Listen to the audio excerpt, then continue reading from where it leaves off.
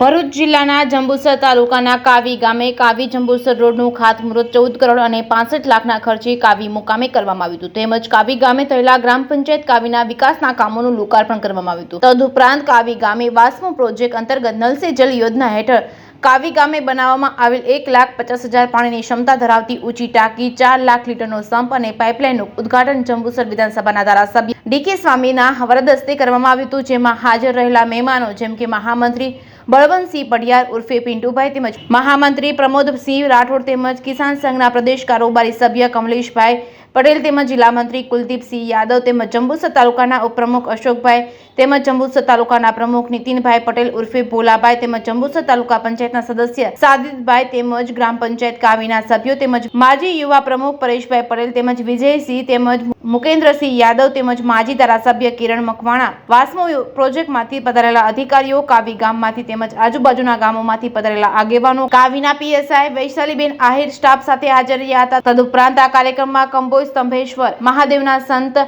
વિદ્યાનંદજી મહારાજ ખાસ ઉપસ્થિત રહ્યા હતા. જે.કે. ગુજરાતી સાથે કેતન મહેતા, ભરૂચ.